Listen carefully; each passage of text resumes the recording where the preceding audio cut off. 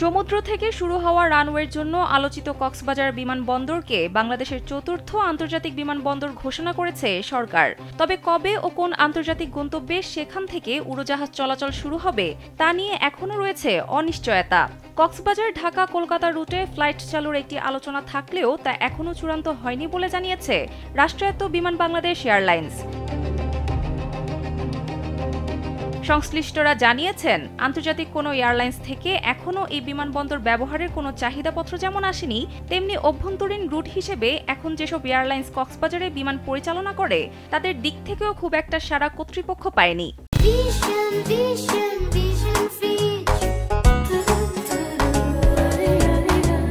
বরং এই বিমানবন্দর থেকে আন্তর্জাতিক গন্তব্যে আসা যাওয়ার যাত্রী কতটা পাওয়া যাবে তা নিয়ে সংশয় আছে অনেক এয়ারলাইন্সের মধ্যেই। কক্সবাজার বিমানবন্দরের ব্যবস্থাপক গোলাম মুর্তুজা হোসেন অবশ্য জানিয়েছেন, আন্তর্জাতিক চলাচলের জন্য বিমানবন্দরের প্রস্তুতি শেষ হয়েছে। কর্তৃপক্ষ চাইলে আন্তর্জাতিক রুটে চলাচল শুরু করতে পারেন। এছাড়া অ্যাভিয়েশন বিশেষজ্ঞরা বলছেন, সম্ভাব্য যাত্রী ও কার্গো পরিবহন সুবিধা সহ বিভিন্ন বিষয়ে আন্তর্জাতিক এয়ারলাইন্সগুলো পর্যালোচনা করে দেখবে এই বিমানবন্দর থেকে যাত্রা শুরু বা শেষ করা তাদের জন্য কতটা লাভজনক হবে। মূলত তখনই বোঝা যাবে এই বিমানবন্দর সত্যিকার অর্থেই আন্তর্জাতিক হয়ে উঠতে পারে কিনা। এ নিয়ে একটি প্রতিবেদন প্রকাশ করেছে বিবিসি বাংলা।